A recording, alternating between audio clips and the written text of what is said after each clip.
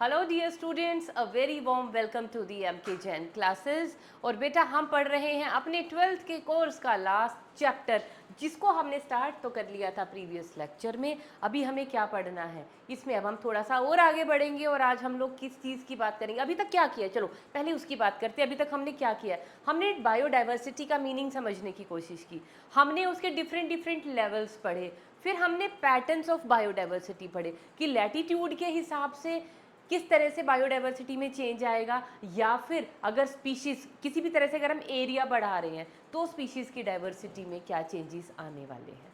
ठीक है ना, ये सारी की सारी चीज़ें हम कर चुके हैं। तो अब यहाँ से अब एक और टॉपिक नेक्स्ट हमारी बुक में आता है, एनसीईआरटी की सीरीज़ के हिसाब से चल रहे हैं हम लोग, that is importance of species diversity in an ecosystem.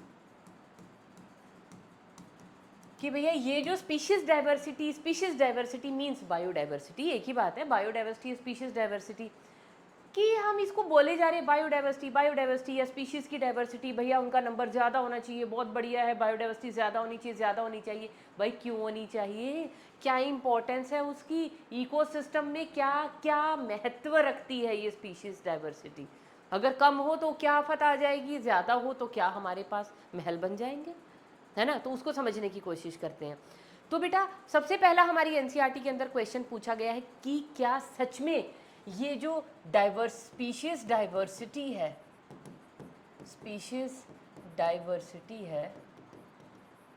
Does species diversity actually affect the functioning of an ecosystem, functioning of an ecosystem. कि क्या सच में हम इकोसिस्टम में हम बोले जा रहे हैं कि जितनी ज़्यादा बायोडाइवर्सिटी होगी उतना हमारा इकोसिस्टम बहुत बढ़िया होगा, बायोडाइवर्सिटी का लॉस नहीं होना चाहिए, बायोडाइवर्सिटी को हमें मेंटेन करके रखना चाहिए, हमें अपने का इन्वायरमेंट को इतना फेवरेबल बना के रखना चाहिए कि नए से नई स्पीशीज़ और यहाँ पे इवॉल्व हो, है ना, एग्जिस्ट करे, नई स्पीशिएशन हो, है ना। इस तरह का हम बोल रहे हैं ना कि डाइवर्सिटी हाई होनी चाहिए, हाई होनी चाहिए, हाई होनी चाहिए। किसको फ़ायदा मिलेगा उससे, हमारे इकोसिस्टम को क्या फ़ायदा मिलेगा। क्या सच में स्पीशीज़ डाइवर्सिटी अफेक्ट करती है इकोसिस्टम के फंक्शन को। तो सबसे बड़ा क्वेश्चन जिसका आंसर बेटा बहुत सारी इकोलॉजिस्ट ने क्या दिया कि भैया ज़्यादा तो हमें कुछ समझ में नहीं आया, लेकिन इतनी इकोलॉजी पढ़ने या इतनी डाइवर्सिटी पढ़ने के बाद एक चीज़ तो समझ में आई है कि कोई भी इकोसिस्टम की जो स्टेबिलिटी है that depends upon the species diversity. तो स्पीशीज़ डाइवर्सिटी का क्या रोल होता है, स्पीशीज़ डाइवर्सिटी एक्चुअल में क्या करती है बेटा, स्पीशीज डाइवर्सिटी इंक्रीजेज दी, या in species diversity makes an ecosystem more stable. कि भैया जितनी ज़्यादा स्पीशीज डाइवर्सिटी होगी उतना ज़्यादा वो इकोसिस्टम स्टेबल होगा, है। अब ये एक और नई चीज़ आ गई। अब भैया इकोसिस्टम की स्टेबिलिटी क्या होती है, पहले हम उसको पढ़ लें फिर दोबारा यहाँ पे आएंगे। तो stability of a biological community या एक इकोसिस्टम क्या होती है, स्टेबिलिटी। स्टेबिलिटी का मतलब किसी भी तरह की कोई डिस्टरबेंस ना हो, जहाँ पे कुछ कॉन्स्टेंट्स हो हर चीज़ को लेके। तो उसको हम अपनी एनसीईआरटी की टेक्निकल टर्म के हिसाब से थोड़ा सा एक्सप्लेन करने की कोशिश करेंगे। बेटा हमारी एनसीईआरटी के अंदर क्या लिखा हुआ है कि एक स्टेबल इकोसिस्टम वो है जहाँ पे टाइम के साथ बार बार प्रोडक्टिविटी में चेंजेस ना आए। ठीक है,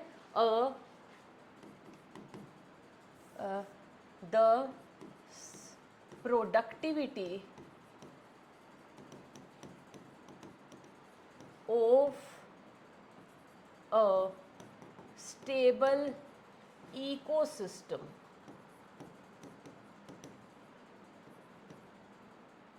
should not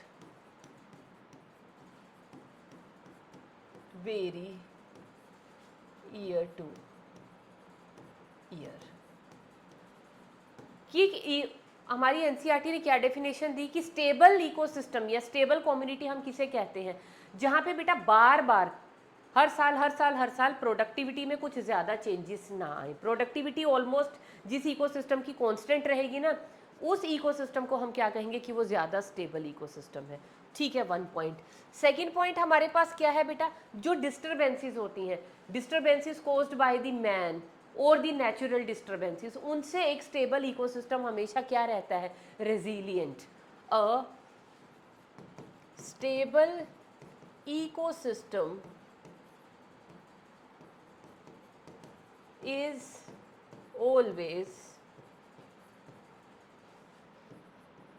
remains is भी लग गया, ठीक है, आप इसको ठीक कर लेना। A stable ecosystem always remains, ऐसे लिख लीजिए, always remain resilient, or you can write down resistant to any kind of human or natural disturbances। और इन डिस्टर्बेंसेस को ही हम और क्या बोलते हैं बेटा, perturbations। कि किसी भी तरह की अगर नेचर की वजह से कोई डिस्टरबेंस हो रही है या मैन मेड किसी भी तरह की एंथ्रोपोजेनिक डिस्टरबेंस है, तो उसका भी उस इकोसिस्टम के ऊपर कोई इफेक्ट नहीं पड़ना चाहिए। नंबर थ्री क्या है, a stable ecosystem is always resilient of the invasive species. ठीक है, a stable ecosystem is never affected by, और ऐसे लिख लीजिए, remains resilient towards any alien species invasion, any alien species invasion। बेटा मैं ऐसे ही नहीं इतनी मेहनत कर रही हूँ, इसको लिख लिख के दिखा रही हूँ, क्योंकि लिखते हुए चीज़ें, जब तक मैं लिख रही हूँ आप सुन भी रहे हैं, इतने मैं लिख रही हूँ, इतनी देर में आपके दिमाग के अंदर वो चीज़ें घर कर जानी चाहिए। तो ये एक तरीका होता है, अदरवाइज़ मैं भी टाइप यहाँ पे ऑलरेडी रेडीमेड मटेरियल आपके लिए ला सकती थी, उसको पढ़ पढ़ के सुनाती रहती, समझाती रहती, लेकिन बेटा उसमें उतना ज़्यादा आउटपुट नहीं निकलता आप लोगों के लिए। तभी हर एक डायग्राम में कोशिश करती हूँ, हर एक चीज़ में सोचती हूँ कि यहीं पे बिल्कुल लाइव आपको बोर्ड के ऊपर ही प्रोड्यूस करके दिखाऊँ, है ना, इसीलिए मैं इतनी मेहनत कर रही हूँ। अदरवाइज़ मेरे लिए तो बड़ा ईजी है, मैं उसको हैंड टाइप लेके आ सकती हूँ। तो ये सबसे बड़ा तरीका होता है, आपको भी पता है ना कि ऑडियो विजुअल से जो आप पढ़ते हो वो ज़्यादा बेटर है, और आपके सामने बिल्कुल मैं लाइव एकदम से सब कुछ लिख के पढ़ा रही हूँ, ताकि एक एक पॉइंट, एक एक वर्ड जब मैं लिख रही हूँ, एक एक सेंटेंस में लिख रही हूँ, तो आप उसको समझो और एब्जॉर्ब करो कि क्या मैडम कहना चाह रही है, क्या कॉन्सेप्ट यहाँ पे है। तो देखो हम लोगों की बात चली थी कि स्पीशीज डाइवर्सिटी एक इकोसिस्टम के लिए क्यों इंपॉर्टेंट है, उसकी फंक्शनिंग के लिए। इकोलॉजिस्ट ने क्या कहा कि भैया स्पीशीज डाइवर्सिटी अगर होगी ना तो इकोसिस्टम ज़्यादा स्टेबल होगा। अब इकोसिस्टम स्टेबल क्या, इकोसिस्टम की स्टेबिलिटी क्या होती है, पहले हमें वो समझना चाहिए। तो बेटा हम जब हम उसको समझ रहे थे, स्टेबिलिटी ऑफ एन इकोसिस्टम, तो कैसे होता है एक इकोसिस्टम स्टेबल। नंबर 1, उसकी हर साल की जो प्रोडक्टिविटी है, वो उसके जो फ्रीक्वेंट आगे और पीछे के सक्सेसिव ईयर्स की जो प्रोडक्टिविटी है वो ऑलमोस्ट कांस्टेंट रहनी चाहिए। मतलब किसी भी इकोसिस्टम की प्रोडक्टिविटी में साल दर साल कोई ज़्यादा चेंज नहीं आना चाहिए, थोड़ा बहुत तो ऊपर नीचे होता, बहुत ज़्यादा चेंज नहीं आना चाहिए। नंबर 2, जो स्टेबल इकोसिस्टम है वो हमेशा क्या रहते हैं, रेजिस्टेंट रहते हैं to any kind of the disturbance, चाहे वो मैन मेड हो या वो नेचर की तरफ से हो, तो वो कुछ नहीं होता उनको। Third thing, a stable ecosystem is never affected by any invasion by the alien species, कि बाहर से भी अगर कोई किसी भी तरह की इन्वेसिव स्पीशीज आ रही है, ओवरटेक करना चाह रही है, तो सिस्टम खुद इतना स्टेबल है कि वो उसको वहाँ पे अपनी जड़ें फंसाने नहीं देगी। जैसे इन्वेसिव स्पीशीज लाइक इंडिया के अंदर जैसे पार्थीनियम हो गया, आइकोर्निया हो गया, जिसको आप वाटर हैसिंथ बोलते हो, जलकुंभी, तो ये सारी की सारी चीज़ें क्या है, कैरेट ग्रास पार्थीनियम हो गया, उसके अलावा लेंटेना कैमेरा जिसपे कलरफुल छोटे छोटे फूल आते हैं, एक तरह का श्रब है वो। ये सारी की सारी चीज़ें क्या है, सारी की सारी बाहर से आई हुई एलियन स्पीशीज़ हैं। और इन्होंने क्या कर लिया, इन्वेड कर लिया हमारे लैंड को, जो हमारी यहाँ की नेटिव स्पीशीज़ हैं उनको रिप्लेस करती हुई चली जा रही है और खुद अपना वर्चस्व बहुत ज़्यादा फैला लिया है। तो अगर हमारा इकोसिस्टम स्टेबल होता तो इन इन्वेसिव स्पीशीज़ की इन्वेजन का कोई इफेक्ट आना ही नहीं चाहिए था हमारे इकोसिस्टम के ऊपर। तो स्टेबिलिटी के ये 3 एट्रीब्यूट बेटा बहुत इंपॉर्टेंट है। These are the 3 attributes of stable, 3 attributes of stable ecosystem,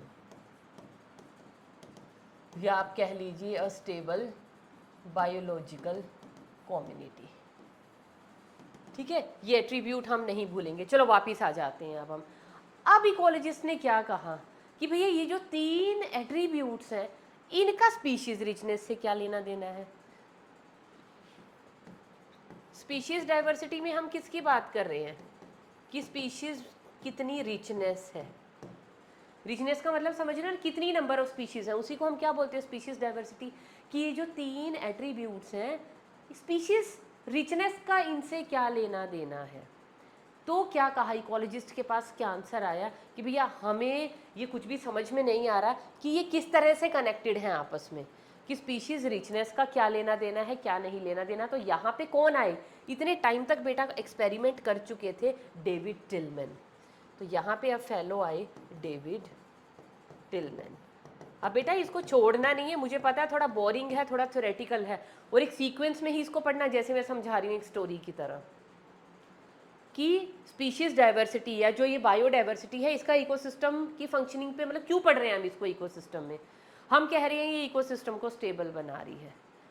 तो स्टेबल इकोसिस्टम के एट्रीब्यूट हमने पढ़ लिए और उन एट्रीब्यूट को देख के हमें पता चला कि भैया स्पीशीज की डाइवर्सिटी का तो इन फंक्शनिंग से कुछ लेना देना ही नहीं है।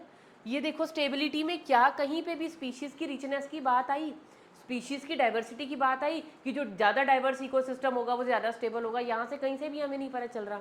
स्टेबिलिटी को तो हमने किसको क्रेडिट दे रहे हैं स्टेबिलिटी का, कि भैया प्रोडक्टिविटी ऑलमोस्ट कांस्टेंट रहनी चाहिए ईयर आफ्टर ईयर। उसके अलावा जो स्टेबल इकोसिस्टम होगा वो क्या रहेगा, अनडिस्टर्ब्ड रहेगा, किसी भी तरह की डिस्टर्बेंस आ जाए बाहर से और किसी भी तरह का इन्वेजन हो तब भी वो स्टेबल रहेगा।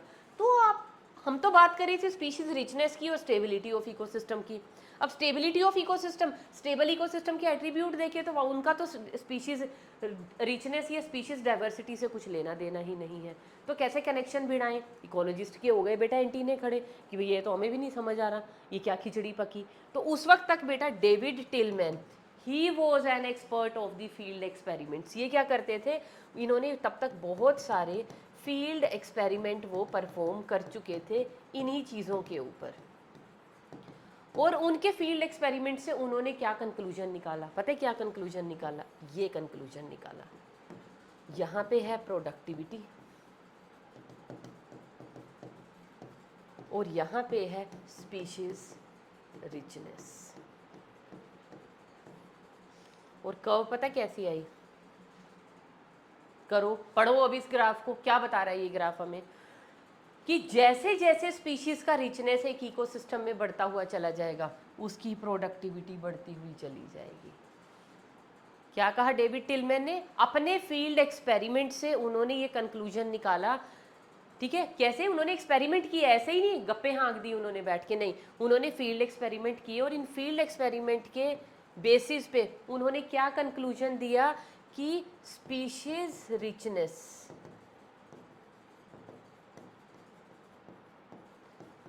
increases the productivity of an ecosystem। और जो सिस्टम में जितनी ज़्यादा प्रोडक्टिविटी होगी उतना ही ज़्यादा वो इकोसिस्टम क्या होगा, स्टेबल इकोसिस्टम। बेटा ये जो इकोलॉजी की बातें हैं ना, है सारी थ्योरेटिकल, लगती भी सिंपल है, लेकिन अगर इनको ध्यान से सुनना समझना शुरू करोगे ना, बड़ी डीप है और थोड़ी सी टिपिकल है। क्योंकि पढ़ा कुछ रहे थे, पहुंच कहाँ गए, वापस उसको जोड़ना भी था उसके साथ। तो species richness means species diversity means biodiversity of an ecosystem. वो किस तरह से जुड़ी हुई थी, स्टेबिलिटी से। और स्टेबिलिटी के जो एट्रीब्यूट्स थे उनमें हमने बात की थी प्रोडक्टिविटी की। प्रोडक्टिविटी स्पीशीज रिचनेस कैसे आपस में जुड़े हुए थे, कैसे जुड़े हुए थे बेटा, जितनी ज़्यादा कोई भी इकोसिस्टम जितना ज़्यादा डाइवर्स होगा, जितनी ज़्यादा नंबर ऑफ स्पीशीज़ होंगी, वहाँ पे उतनी ज़्यादा प्रोडक्टिविटी बढ़ती चली जाएगी। और जितनी ज़्यादा किसी इकोसिस्टम की प्रोडक्टिविटी होती है, वो इकोसिस्टम उतना ज़्यादा स्टेबल होता चला जाता है। तो ये बेटा कनेक्शन बिठाया किन्होंने, डेविड टिलमैन ने। अदरवाइज आज तक हमें इस क्वेश्चन का आंसर नहीं मिलता कि स्पीशीज डाइवर्सिटी का इकोसिस्टम से लेना देना क्या है, हम क्यों बायोडाइवर्सिटी बायोडाइवर्सिटी बायोडाइवर्सिटी का शोर मचा रखा है। बायोडाइवर्सिटी से हमें ये पता है कि प्रोडक्टिविटी बढ़ती है, और प्रोडक्टिविटी का फिर इकोसिस्टम का फंक्शन, डायरेक्ट फंक्शन है प्रोडक्टिविटी इकोसिस्टम का। समझ आ गया ना? अब कनेक्शन बिठा लोगे तो ये बहुत इंपॉर्टेंट था बेटा, इसको आपको समझने की कोशिश करनी है। तो मैंने अपनी तरफ से तो बहुत एफर्ट्स लगाए हैं इसको समझने में, बाकी आप समझ लो, ठीक है। अब यहाँ पे एक और क्वेश्चन आ जाता है, ये एक रिवेट पॉपर हाइपोथेसिस है।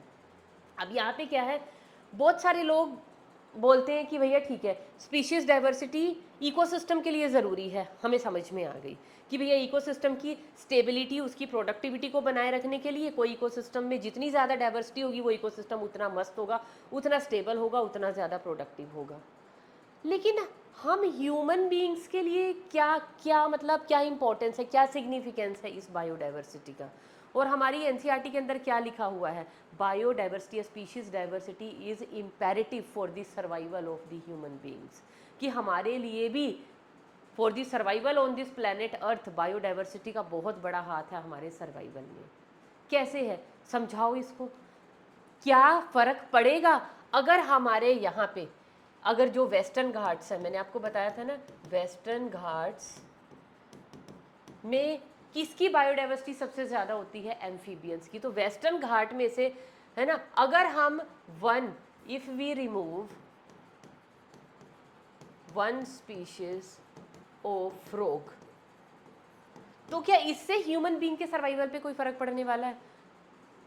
क्योंकि एनसीईआरटी की बुक में क्या, एनसीईआरटी की बुक ने भी क्या लिखा है, जो इकोलॉजिस्ट बोल रहे हैं। तो इकोलॉजिस्ट क्या कहते हैं, ठीक है, इकोसिस्टम की फंक्शनिंग तो बायोडाइवर्सिटी से अफेक्ट होती है, कि जितनी ज़्यादा डाइवर्सिटी होगी इकोसिस्टम में, वो इकोसिस्टम उतना स्टेबल है। पर हम ह्यूमन बीइंग क्यों पढ़ रहे हैं, हमारे लिए क्या सिग्निफिकेंस है इस बायोडाइवर्सिटी का?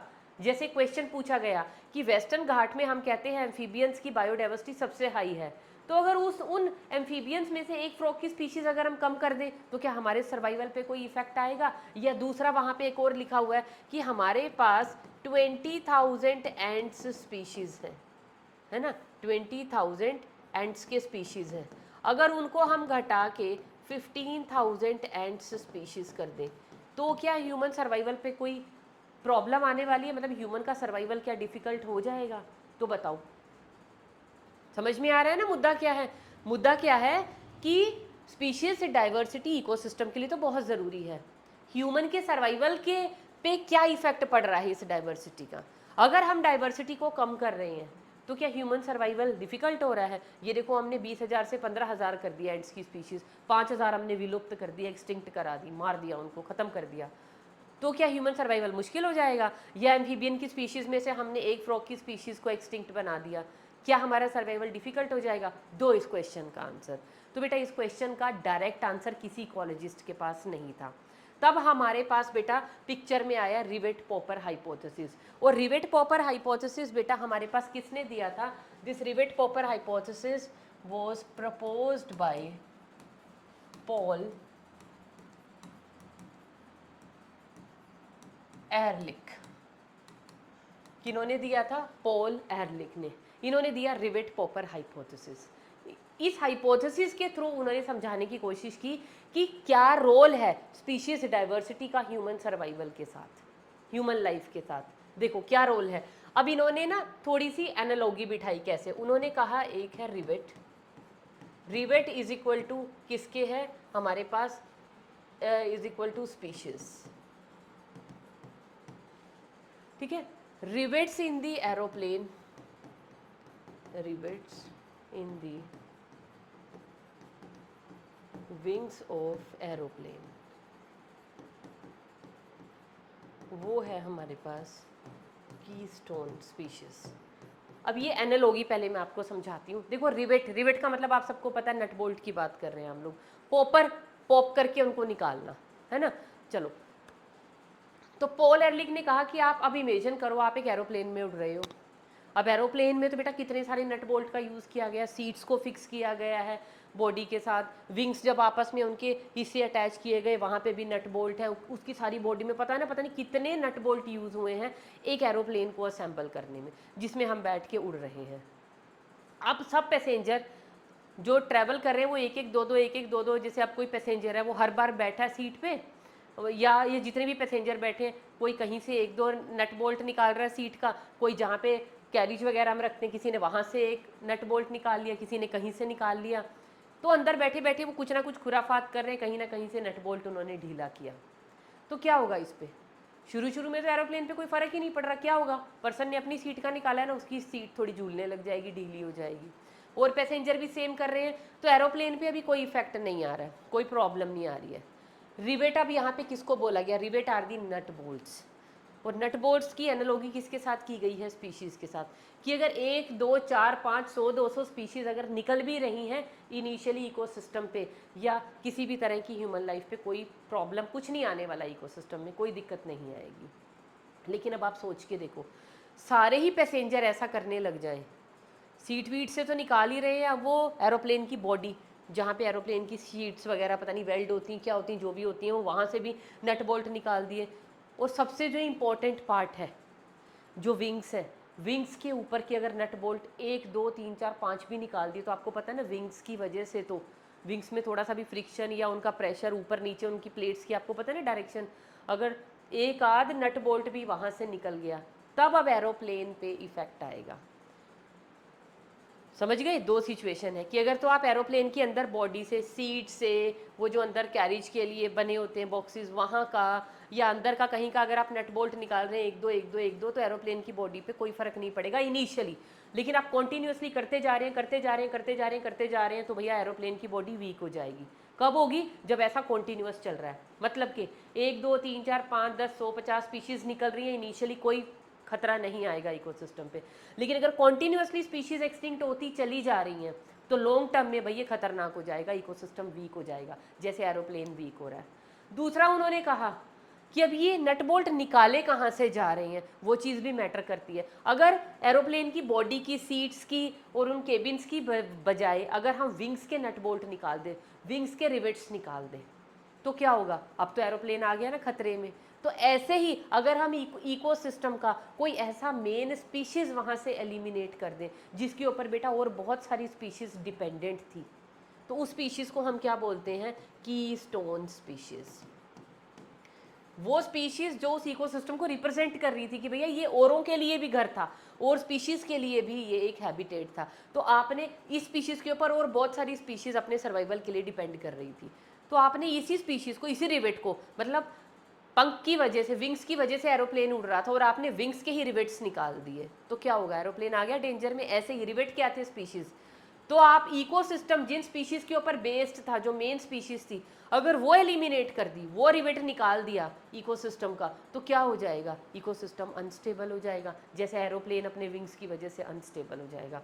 तो उन्होंने इस एनालॉजी से ये समझाया कि देखो, इसका डायरेक्ट कोई आंसर नहीं है कि कितना इफेक्ट आएगा, that can not be calculated, लेकिन इसको इस चीज़ से समझो कि जैसे रिवेट निकालने से विंग्स की एरोप्लेन अनस्टेबल हो जाता है, ऐसे ही अगर हम किसी इकोसिस्टम की स्पीशीज़ को इनिशियली थोड़े थोड़े रेट पे अगर वो एलिमिनेट हो रही हैं तो इन्फ्लुएंस कम दिखेगा, अगर कॉन्टीन्यूस एक्सटिंक्ट होती जा रही है तो लॉन्ग टर्म में वो इकोसिस्टम अनस्टेबल हो जाएगा। ऑल्सो कि कौन सी स्पीशीज़ एलिमिनेट की जा रही हैं, इनिशियली हम कह रहे हैं ना कि एक आध स्पीशीज़ निकल रही है, लेकिन वो एक आध स्पीशीज़ अगर कीस्टोन स्पीशीज़ हुई, तो अगर वो एरोप्लेन की विंग का रिवेट हुआ तो वो तो पूरे इकोसिस्टम को हिला डालेगी, पूरा इकोसिस्टम ही हमारा अनस्टेबल हो जाएगा।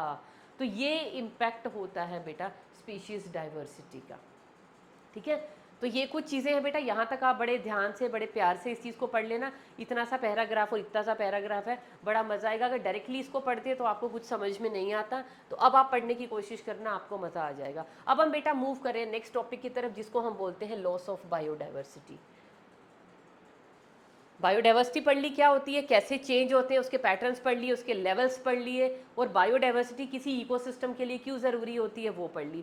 अब बायोडाइवर्सिटी हमने कहा ना कि डे बाय डे नई स्पीशीज़ तो ऐड नहीं हो रही हैं, हमारी जो ट्रेजरी है नेचर की, that is getting emptied, day by day, year by year, कि जो हमारी जो ट्रेजरी है ना, नेचर की ट्रेजरी क्या है, इतनी सारी स्पीशीज़ हैं हमारे नेचर के पास भैया, डे बाय डे वो एक्सटिंक्ट हो रही हैं, और नई स्पीशीज़ हमें नहीं लगता कि नई अभी कोई नई स्पीसीएशन हो रही है नेचर के अंदर, है ना। तो लॉस ऑफ बायोडाइवर्सिटी का मतलब क्या है, नो न्यू स्पेसिएशन। न्यू का मतलब वैसे न्यू कुछ भी नहीं है, स्पेसिएशन का मतलब ही होता है नए स्पीशीज का बनना, तो no speciation but loss of species from nature's treasury.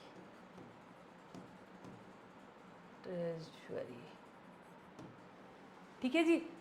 तो नई स्पीशीज बन नहीं रही, लेकिन जो ऑलरेडी एग्जिस्ट है हमसे तो वही नहीं संभाली जा रही, और सबसे ज़्यादा, और इसके लिए फिंगर पॉइंट किसकी तरफ होती है, एनसीईआरटी के अंदर लिखा हुआ है ना, कौन है मेन कल्प्रिट, किसकी तरफ हमें फिंगर करनी चाहिए, कौन रिस्पॉन्सिबल है इस लॉस ऑफ स्पीशीज के लिए। लॉस ऑफ स्पीशीज का मतलब लॉस ऑफ बायोडाइवर्सिटी के लिए ह्यूमन एक्टिविटीज, ह्यूमन एक्टिविटीज। ठीक है।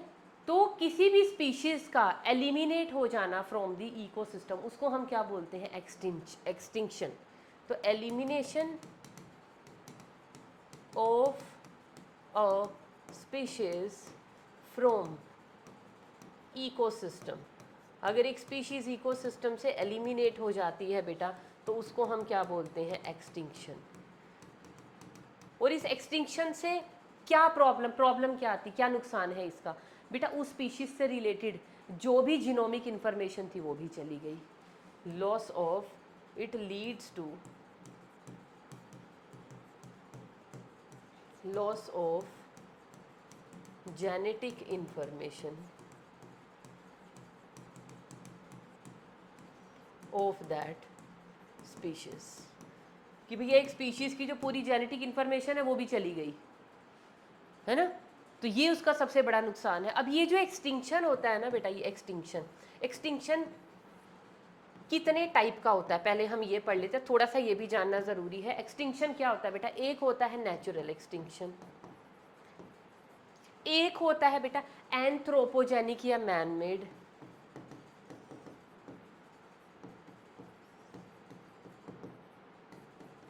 ये जिसको हम बोलते हैं मैन मेड, और एक होता है बेटा मास एक्सटिंक्शन।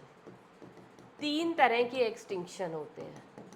अब नेचुरल एक्सटिंक्शन क्या होता है बेटा, हर एक स्पीशीज जो है, अब इन्वायरमेंट तो चेंज हो रहा है ना, change is the unchangeable law of nature, environment तो डे बाय डे चेंज होता चला जा रहा है, और हर स्पीशीज इसके हिसाब से जो जो अडेप्ट करती चली जा रही है वो आगे आगे इवॉल्व होती चली जा रही है, सर्वाइव कर रही है। तो कुछ ना कुछ स्पीशीज जो अडेप्ट नहीं कर पा रही, जो इस चेंजिंग एटमॉस्फेयर के हिसाब से अपने आप को चेंज नहीं कर पा रही, तो वो स्पीशीज धीरे धीरे धीरे धीरे धीरे धीरे हमारे इकोसिस्टम से एलिमिनेट होती चली जा रही है। लेकिन वो नेचर के पेस पे, कि नेचर उनको एलिमिनेट कर रहा है, भाई आप अब सर्वाइवल के लिए फिट नहीं हो, हमें तो नेचुरल सिलेक्शन करनी है, हमें तो फिट वालों को ही आगे लेके जाना है, बाकी को पीछे छोड़ जाना है ना। जैसे आप ये रियलिटी शोज़ देखते हो, डांस इंडिया डांस, और वो कौन कौन से होते हैं भाई, ये सिंगिंग वाले शोज़ भी होते हैं, उनमें भी होता है ना गाला राउंड्स में, पहले 10 कंटेस्टेंट थे, उनमें से जो एक थोड़ा अनफिट है, कम वोट मिले, नहीं अच्छा गाया है या नाचा, तो उसको एलिमिनेट कर दिया, अच्छे वालों को आगे ले गए, फिर उनमें से भी जो अच्छा था उनको लेके गए, एक एक दो दो को एलिमिनेट करते चले गए। तो नेचर जब एक्सटिंक्शन कोज करवाता है उसको हम बोलते हैं natural extinction. It occurs at a slower rate, occurs at a slower rate. तो इसका इसीलिए कोई ज़्यादा हार्म नहीं है, सो नोट मच हार्मफुल, इसका कोई ज़्यादा इफेक्ट नहीं आता बायोडाइवर्सिटी पे, कि भी ये तो नेचर है, अब अनफिट को तो निकालना ही है, निकाल दिया, क्योंकि ये स्लो रेट पे होता है और ज़्यादा इसका इफेक्ट नहीं आता बायोडाइवर्सिटी पे। अब आता है बेटा मास एक्सटिंक्शन। क्या होता है मास एक्सटिंक्शन, एक ही बारी में पूरी की पूरी काफ़ी स्पीशीज साफ हो गई, उसको हम बोलते हैं मास एक्सटिंक्शन। मास एक्सटिंक्शन अब तक कितने हो चुके हैं, एनसीईआरटी के अंदर लिखा हुआ है ना कि मोर देन 3000 बिलियन ईयर्स के अंदर, 3000 नहीं 3 बिलियन, है ना। देख लेना क्या लिखा हुआ है, कितने एक्सटिंक्शन हो चुके हैं बेटा, ऑलमोस्ट 5 एक्सटिंक्शंस अभी तक हो चुके हैं, और हम कहाँ खड़े हैं, on the threshold of the sixth extinction. और वो कौन करवाएंगे, उसके लिए जिम्मेवार होंगे हम, द ह्यूमन बींग्स। हम लगे हुए नेचर को अपने हिसाब से पलटने में, हम लगे हुए हर चीज़ की स्टेबिलिटी को अनस्टेबल करने में, है ना। अपनी मर्जी से सब कुछ चला रहे हैं, नेचर को अच्छा लग रहा नहीं लग रहा, क्या नेचर पे इन्फ्लुएंसर है, क्या आ रहा, अपने लिए चीज़ें बटोरे जा रहे हैं, बनाए जा रहे हैं, अपने अपने बेनिफिट के लिए सब कुछ कर रहे हैं, नेचर को भी एक्सप्लॉइट कर रहे हैं। उसकी वजह से क्या हो रहा है, हमारा इकोसिस्टम अनस्टेबल हो रहा है। और एक बार दोबारा स्टेबल बनने के लिए एक बार तो फिर जोश आएगा ना, नेचर में भी सब हिला डालेगा, और वो होगा सिक्स्थ एक्सटिंक्शन। और जिसके पीछे जो रीज़न होगा वो होंगे हम ह्यूमन बींग्स। तो मास एक्सटिंक्शन में क्या होता है, बहुत सारी स्पीशीज़ जो है बेटा एक ही बार में जो है इकोसिस्टम से एलिमिनेट हो जाती हैं, ठीक है ना। इसके बाद हमारे पास क्या आएगा, तो बहुत सारी स्पीशीज़ हमारे पास जो है बाहर हो जाएंगी एक ही बारी में। अब है एंथ्रोपोजेनिक या मैन मेड। अब मैन मेड एक्सटिंक्शंस तो आपको पता ही है क्या क्या मैन मेड एक्सटिंक्शन है। इसको तो नेक्स्ट पेज पे ले जाते हैं। तो एंथ्रोपोजेनिक एक्सटिंक्शंस कितने हो चुके हैं अब तक, पता है आपको?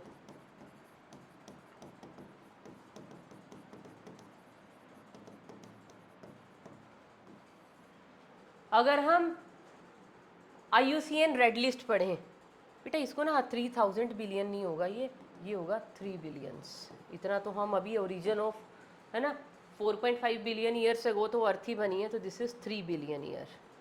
तो एंथ्रोपोजेनिक एक्सटिंक्शन में क्या है, according to IUCN red list, according to IUCN red list पता है ना किसके लिए बनाई गई है? IUCN ने, international union of for conservation of nature and natural resources, इसने अपनी एक रेड डाटा बुक बनाई है।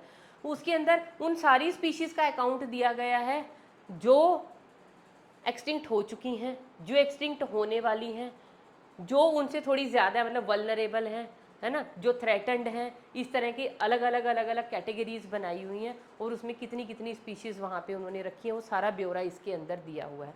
तो रेड लिस्ट के हिसाब से बेटा अभी तक 784 स्पीशीज़ हैव बीन एलिमिनेटेड,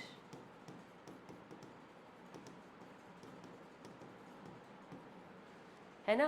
कितनी स्पीशीज एलिमिनेट हो चुकी हैं? इतनी। और इसके अंदर क्या क्या है, इसके अंदर बेटा वर्टिब्रेट्स भी हैं, 338 वर्टिब्रेट्स की स्पीशीज़ हैं, है ना। उसके अलावा 387 जो हैं इनवर्टिब्रेट्स की स्पीशीज़ हैं, 89 सॉरी वर्टिब्रेट्स।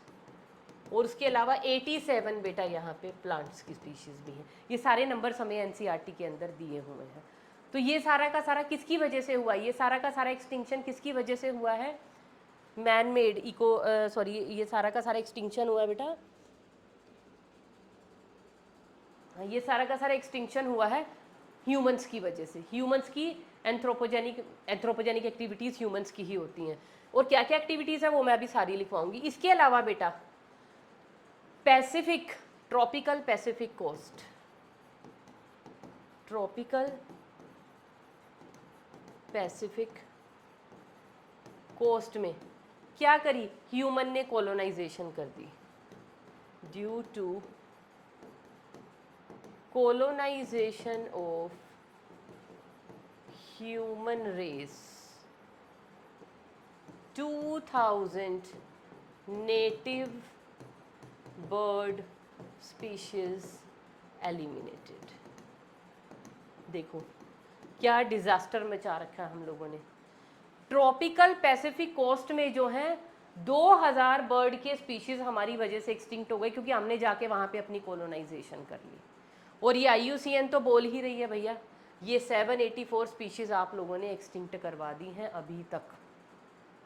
और इसके अलावा और डाटा आपको बताऊं, ये देखो ये रहा data, more than 15,500 species worldwide are facing the threat of extinction presently, जिसमें 12% of all the bird species हैं, 23% मैमल स्पीशीज़ हैं, 32% amphibian of all the amphibian species हैं, और 31% जिम्नोस्पर्म्स हैं। तो सबसे ज़्यादा वल्नरेबल कौन है? ये है most vulnerable to the extinction. बेटा ये क्वेश्चन आया हुआ है कि जितने भी वर्टिब्रेट हैं उन वर्टिब्रेट में से कौन सा जो ग्रुप है जो it is vulnerable to the extinction, किसमें सबसे ज़्यादा जो है एक्सटिंक्शन हो रहा है, दैट आर दी एम्फीबियंस। इसको हमेशा याद रखना। और एग्जांपल बताऊँ यहाँ पे बेटा, और जो एक्सटिंक्शंस हुए हैं, और एक्सटिंक्शंस हैं हमारे पास, चलो यहीं पे लिख लेते हैं एग्जांपल। आपने पढ़े होंगे एनसीईआरटी में, दैट इज़ डोडो, है ना। उसके अलावा थाइलोसिन, इसके अलावा है हमारे पास टाइगर, टाइगर की सब स्पीशीज़ हैं, है ना। और टाइगर की कौन सी सब स्पीशीज़ हैं बेटा? 3। एक वो जो बाली में रहती है, बैलेनीज, एक जो जावा आइलैंड्स पे रहती है, और एक जो कहाँ पे है, कैस्पियन, है ना। इसके अलावा हमारे पास क्या है बेटा? ये तो हमारे पास होगी। और नेचुरल एक्सटिंक्शन में बेटा हमारे पास और हैं यहाँ पे, क्वेगा भी है, और हमारे पास क्वेगा है, और स्टेलर सी हॉर्स है। एक है हमारे पास क्वेगा, और एक है हमारे पास स्टेलर्स सी काऊ, है ना। तो ये सारी की सारी स्पीशीज़ भी जो है एक्सटिंक्ट हो चुकी हैं। कहाँ कहाँ के हैं ये पता है आपको? क्वेगा कहाँ का है? अफ्रीका। ये कहाँ की है? डोडो, मॉरिशस। बेचारा उड़ नहीं सकता ना ये वाला पक्षी, इस वजह से, हंटिंग की वजह से ये एक्सटिंक्ट हो गया फ्रॉम दी नेचर। थाइलोसिन ये कहाँ का है? ये शायद रशिया का है मेरे ख्याल से। और ये तो हमने लिख ही दिए हैं। तो ये सारी की सारी चीज़ें जो है, ये एनिमल्स भी बेटा एक्सटिंक्ट हो चुके हैं, पता है ना। इन सब चीज़ों के बारे में, आई थिंक टाइगर की 3 सब स्पीशीज़ के बारे में तो आप लोगों को पता ही होगा। तो ये जितना भी डाटा, जितनी भी इंफॉर्मेशन बेटा हमारी एनसीईआरटी की बुक के अंदर दी हुई है, उसको हल्के में हमें नहीं लेना है। क्यों नहीं लेना है? क्योंकि इनमें से क्वेश्चन आ जाता है। तो ये जितने नंबर्स और नेम्स मैंने याद रखे हुए, तो आप लोग भी कोशिश करो ये नंबर्स और ये नेम्स याद रखने की का मतलब कोशिश करना आप लोग भी। तो बेटा हम लोगों ने इंपॉर्टेंस ऑफ स्पीशीज़, मेरा भी दिमाग घूम गया तो एक बार थोड़ी रिकैपिचुलेशन ले लेते हैं। स्पीशीज़ डाइवर्सिटी क्यों इंपॉर्टेंट है? स्टेबिलिटी ऑफ इकोसिस्टम क्या होती है? स्पीशीज़ डाइवर्सिटी का इकोसिस्टम की स्टेबिलिटी का और प्रोडक्टिविटी का क्या लेना देना है, किस लिए वो ज़रूरी है? रिवेट पोपर हाइपोथेसिस से हमने समझा दिया। लॉस ऑफ बायोडाइवर्सिटी कहाँ कहाँ पे हो रहा है, अभी इसके रीज़न नहीं पढ़े हैं। What are the causes of loss of biodiversity, वो कॉजेज हम लोगों ने नहीं पढ़े हैं, ठीक है। वैसे एंथ्रोपोजेनिक या मैन मेड क्या क्या कॉजेज होते हैं, इंसान क्या क्या प्रॉब्लम क्रिएट कर रहा है नेचर के लिए जिसकी वजह से एक्सटिंक्शन हो सकता है। सबसे पहले तो हैबिटेट लॉस एंड फ्रेगमेंटेशन। क्या होता है ये, इसको अभी डिटेल में हमें पढ़ना है ना। उसके अलावा ह्यूमन की क्या आदत है? Greed, the over exploitation of the resources. उसके अलावा हंटिंग, उसके अलावा क्या हो सकता है बेटा? पोल्यूशन।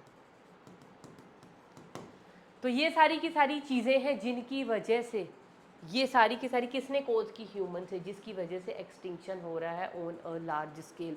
और बुक के अंदर क्या लिखा हुआ है? जितना एक्सटिंक्शन हो रहा है इस हिसाब से तो क्या है, जब तक आप ये एक चैप्टर फिनिश करेंगे ना, तब तक thousands of hectares of forest और जो है उनमें से भी स्पीशीज़ का क्या हो जाएगा? एलिमिनेशन हो जाएगा। तो एक्सटिंक्शन इतने फास्ट रेट पे हो रहा है। ह्यूमन क्या करवा रहा है? 100 से 1000 टाइम्स ज़्यादा स्पीड से एक्सटिंक्शन कोज करवा रहा है। जो मैन मेड एक्सटिंक्शन है ना, it is 100 to 1000 times more faster than natural extinction. ये जो मैन मेड एक्सटिंक्शन है ना, हम अपने फ़ायदे के लिए स्पीशीज़ को ओवर एक्सप्लॉइट करते जा रहे हैं अपनी ज़रूरत के लिए, है ना, अपना बसेरा बनाने के लिए, घर बनाने के लिए, अपने फूड के लिए, अपनी और बहुत सारी चीज़ों के लिए। कितने सारे रिसोर्सेज को, स्पीशीज़ को हम लोग ओवर एक्सप्लॉइट कर रहे हैं। हैबिटेट ही नहीं छोड़े बहुत सारे लोगों के, तो उनके हैबिटेट को तोड़ा, खुद जाके बस गए वहाँ पे, है ना। तो इन सब चीज़ों की वजह से क्या हो रहा है? अल्टीमेटली स्पीशीज़ एक्सटिंक्ट होते चले जा रहे हैं। और किस स्पीड से हो रहे हैं? मैंने क्या बताया है? नेचुरल एक्सटिंक्शन से 100 से 150 से 1000 गुना ज़्यादा स्पीड से हम एक्सटिंक्शन कोज करवा रहे हैं। तो अगर इस तरह से देखा जाए तो एनसीईआरटी क्या लिखती है कि आने वाले 100 साल में ही maximum half of the species will be eliminated from the ecosystem. तो इतना बड़ा एक्सटिंक्शन हम कोज करवा देंगे अगर हमें अभी भी हमारी आंखें नहीं खुली, अगर हम नहीं जागे।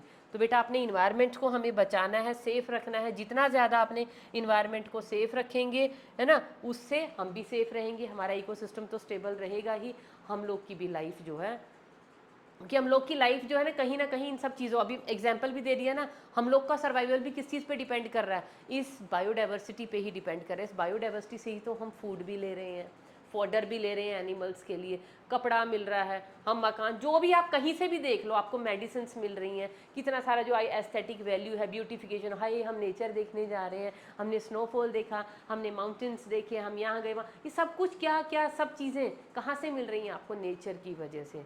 तो it is the need of the hour कि हमें सोचने की ज़रूरत है अपने इकोसिस्टम के लिए, अपने इन्वायरमेंट के लिए। अब बेटा नेक्स्ट हमें पढ़ने हैं causes of the biodiversity losses, कि बायोडाइवर्सिटी लॉस हो रही है, किस रेट से हो रही है मैंने बता दिया, क्या क्या किस किस तरह से एक्सटिंक्शन होता है वो एक्सटिंक्शंस मैंने आपको बता दिए, और क्या क्या नंबर्स रिलेटेड टू एक्सटिंक्शन हमारी बुक में गिवन है वो सारे मैंने आपको करवा दिए। अब है कॉजेज ऑफ बायोडाइवर्सिटी, कि जो बायोडाइवर्सिटी लॉस हो रहा है इसके पीछे कारण क्या है।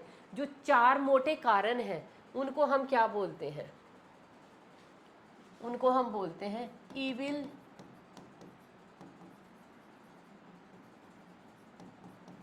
क्वार्टलेट।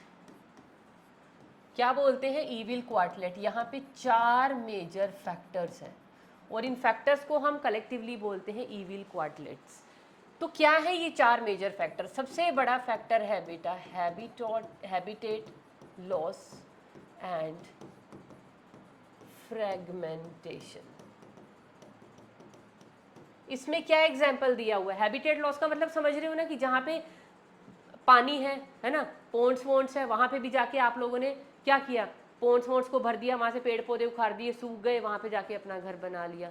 जंगलों को जो है नेशनल पार्क या जंगल वंगल हो गए, उनके आउटसाइड टेरिटरी को भी क्लीन करना शुरू हो गए, रहने की जगह तो कहीं मिल नहीं रही, एग्रीकल्चरल फील्ड को ही साफ कर दिया, खेती खरीद लिए, वहाँ पे बड़ी बड़ी सोसाइटीज़ खड़ी कर दी, है ना, जो क्या थे। अच्छा सबसे बड़ा हैबिटेट ट्रीज़, कितने सारे बर्ड्स के ऊपर कितने सारे पैरासाइट्स रह रहे हैं, और बर्ड के ऊपर कितने और कार्निवोर्स फीड कर रहे थे वो, उन सबका हैबिटेट, उन बर्ड्स का हैबिटेट कौन था, ट्री। हम डिफॉरेस्टेशन करते जा रहे हैं, ट्री को काटते जा रहे हैं, तो हैबिटेट लॉस हो रहा है। हैबिटेट को हम दूसरे एनिमल के हैबिटेट्स को ख़त्म कर रहे हैं। और फ्रेगमेंटेशन का मतलब क्या है, उसको छोटे छोटे टुकड़ों में तोड़ रहे हैं। अब जो ये बड़े एनिमल्स होते हैं, टाइगर हो गया, लॉयन हो गया, डियर्स हो गए, ये एक जगह ऐसे बैठ तो नहीं सकते, इनको तो घूमने की आदत है अपने फूड के लिए, मेटिंग पार्टनर के लिए।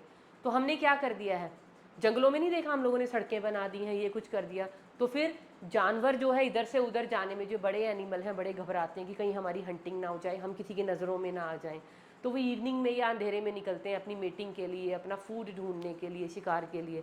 तो हैबिटेट फ्रेगमेंटेशन का मतलब क्या, हमने उनका जो नेचुरल हैबिटेट था उसको भी टुकड़ों में तोड़ दिया है। अब उनकी जो मूवमेंट है from this side to this side, क्योंकि बीच में हम लोगों ने अपने बसेरे बना लिए, या अपनी मर्जी अपने मतलब के लिए रोड निकाल दी, कोई कैफ़े बना दिया, कुछ भी कर दिया, तो जिसकी वजह से एनिमल्स का इधर से उधर मूवमेंट जो है मुश्किल हो गया है।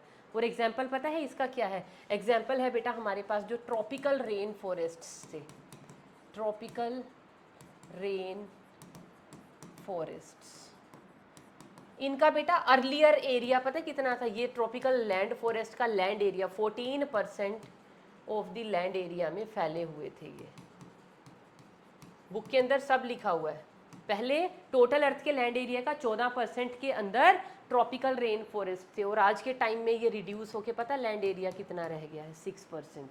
और ट्रॉपिकल फॉरेस्ट तो क्या है, रिच बायोडाइवर्सिटी के सोर्सेज हैं, तो उनको ही हमने सिकुड़ा दिया है। क्यों, आसपास हम अपने मतलब के काम करने शुरू हो गए, जैसे ट्रॉपिकल अमेजोनियन फॉरेस्ट्स। दूसरा एग्जाम्पल यहाँ पे किसका देंगे, ट्रॉपिकल अमेजोनियन फॉरेस्ट्स। वहाँ पे भी लोग क्या कर रहे हैं, ट्रॉपिकल अमेजोनियन फॉरेस्ट को भी ख़त्म धीरे धीरे धीरे धीरे उनको क्लियर कर रहे हैं। किस लिए, वहाँ पे क्या उगानी शुरू कर रहे हैं, सोयाबीन की कल्टीवेशन स्टार्ट कर रहे हैं।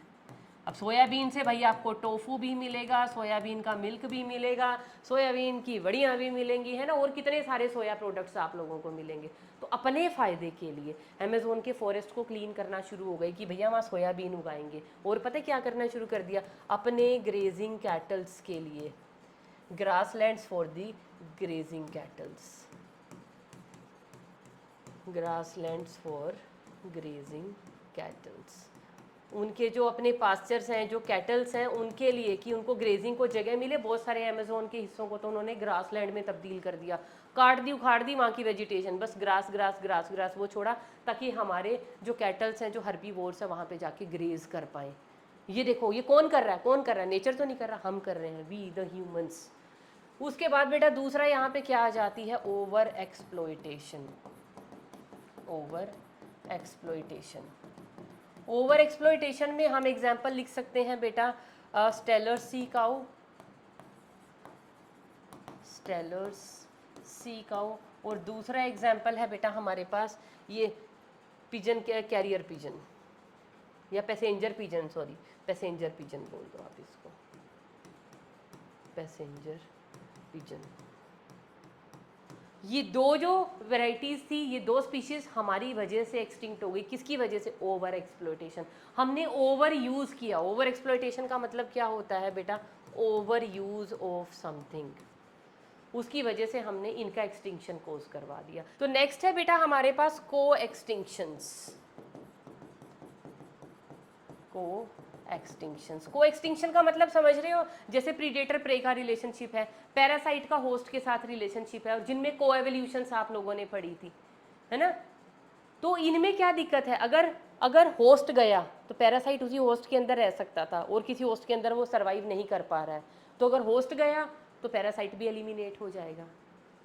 जैसे म्यूचुअलिस्टिक स्पीशीज थी जो म्यूचुअलिज्म शो कर रही थी, दोनों इकट्ठे रह रहे थे तो जिंदा है, अगर उनमें से एक एलिमिनेट हो गया दूसरा अपने आप एलिमिनेट हो जाएगा। तो को एक्सटिंक्शन का मतलब समझ रहे हो, if one species is eliminated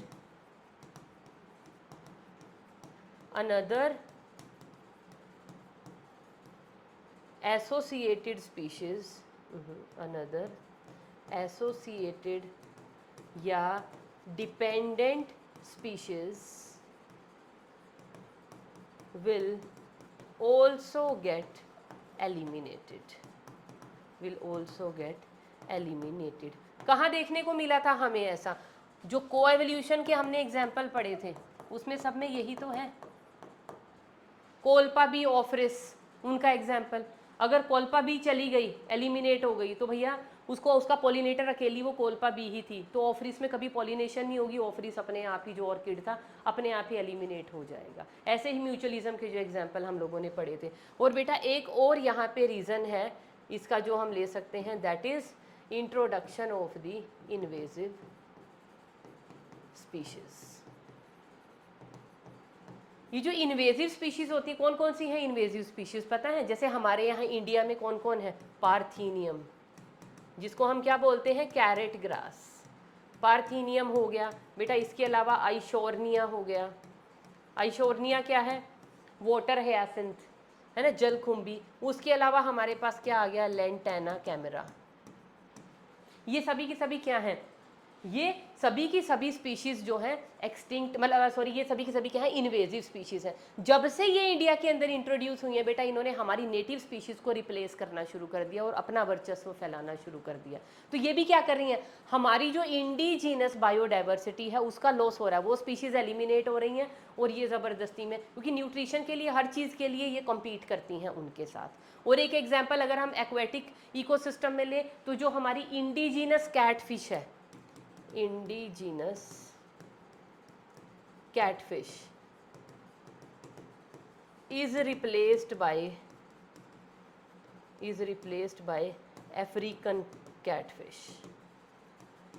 ये अफ्रीकन कैटफिश जब से इंट्रोड्यूस की गई है तो उसने क्या किया, हमारी इंडिजीनस स्पीशीज़ के साथ कंपटीशन छेड़ दिया, क्योंकि वो ज़्यादा सुपीरियर है। उन्होंने पोन्ड्स में से, हमारे एक्वेटिक इकोसिस्टम में से हमारी इंडिजीनस कैश फिशिज़ जो हैं, क्लैरियस, उसकी जो स्पीशीज़ को है एलिमिनेट करना शुरू कर दिया। और इसी का एक इंटरनेशनल एग्जाम्पल भी है जो हमारी बुक के अंदर दिया हुआ है।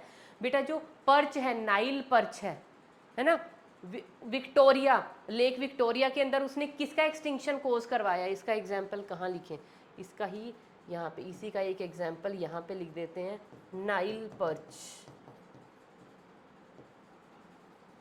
कहाँ पे, लेक विक्टोरिया में जब से इसकी इंट्रोडक्शन हुई है, किसकी, नाइल पर्च की, इसने क्या कर दिया है, सिक्लिड फिशेस की स्पीशीज को, more than 200 species of cichlid fishes got eliminated. इतनी सारी है जो वहाँ पे ऑलरेडी जो नेटिव थी लेक विक्टोरिया की, उनको एलिमिनेट कर दिया, खुद जो है डोमिनेट होके कॉम्पिटिटर बन के एक सुपीरियर, वहाँ पे जो है इनका नंबर ज़्यादा बढ़ गया, किसका, नाइल पर्च का, जिनकी वजह से, इसकी इंट्रोडक्शन की वजह से यहाँ से फिशेस एलिमिनेट होना शुरू हो गई इस इकोसिस्टम से। तो बेटा ये कॉजेज़ है किस वजह से बायोडाइवर्सिटी का लॉस हो रहा है। तो अपनी स्पीशीज़ किसी चीज़ के ऊपर अगर हमारी डिपेंडेंस है तो उसको ओवर एक्सप्लॉइट मत कीजिए, ओवर यूज़ मत कीजिए, जितना ज़रूरी है उतना ही उसको इस्तेमाल करो। हैबिटेट लॉस या फ्रेगमेंटेशन, भैया नेचुरल जितनी भी हमारी जो ग्रीनरी है, जो हमारे लैंड मासेस हैं, उनको मत छेड़ो प्लीज़। जो जहाँ पे डिफॉरेस्ट्रेशन मत करो, वो बहुत सारे एनिमल्स का जो है हैबिटेट है, उसको हमें उसकी फ्रेगमेंटेशन या उसका लॉस हमें नहीं करना चाहिए। को एक्सटिंक्शंस, अब यहाँ पे देख लो, किसी ना किसी तरह एक स्पीशीज़ दूसरे के ऊपर डिपेंडेंट है, अगर एक स्पीशीज़ किसी वजह से, हमारी एक्टिविटीज़ की वजह से एलिमिनेट हो गई तो एक और साथ में हो जाएगी।